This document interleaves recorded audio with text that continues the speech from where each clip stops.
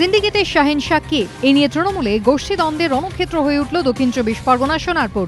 দ্বন্দ্বের অন্যতম চরিত্র স্থানীয় তৃণমূল কর্মী শাহেনশা মণ্ডল, যার দিকে অভিযোগের আঙুল তুলেছেন তৃণমূলেরই কাউন্সিলর টুম্পা দাস। তার দাবি, রবিবার রাত 10টা নাগাদ তাঁর কয়েকজন অনুগামী রাজপুর সোনারপুর পুরসভার 26 নম্বর ওয়ার্ডের এলাচি মোড়ের একটি দোকানে যান খাবার কিনতে। তখনই আচমকা তৃণমূল কর্মী শাহেনশা মণ্ডল এবং তার সাকরেদরা তাঁদের উপর চড়াও হন। চলে বেধড়ক মারধর। কালকে কোনো কারণ নেই হঠাৎ করে পার্টিকুলারলি কয়েকটা ছেলে দল বেঁধে এসে আমাদেরকে মেরে ক্যারাম উল্টে আমার পেটে লাথি মেরেছে, একে মেরেছে। সবকটার মাথা হচ্ছে শাহেনশা মণ্ডল, যাকে তাকে দিয়ে যাকে যখন খুশি মারছে। 26 নম্বর ওয়ার্ডের তৃণমূল কাউন্সিলর টুম্পা দাসের দাবি, খবর পেয়ে ঘটনাস্থলে গেলে তাকেও ধাক্কা দেন শাহেনশার অনুগামীরা।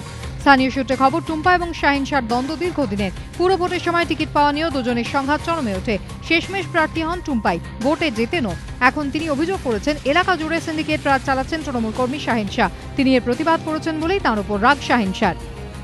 শাহেনশা মণ্ডল যে আছে ছেলেটি, ও চেষ্টা করেছিল টিকিট পাওয়ার জন্য, তো টিকিট পায়নি। কালকে যখন আমার পাড়ার ছেলেদের মারলো, এলাচির ছেলেদের, তো আমি যাই, গিয়ে ব্যাপারটা দেখার চেষ্টা করি।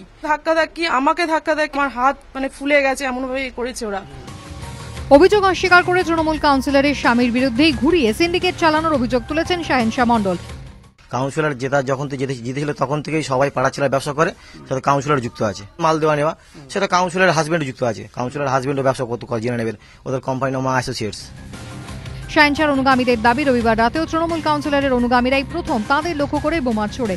একে অপরের বিরুদ্ধে থানায় অভিযোগ জানিয়েছে দুপক্ষই। হিন্দলদের রিপোর্ট, এবিপি আনন্দ, দক্ষিণ চব্বিশ পরগনা।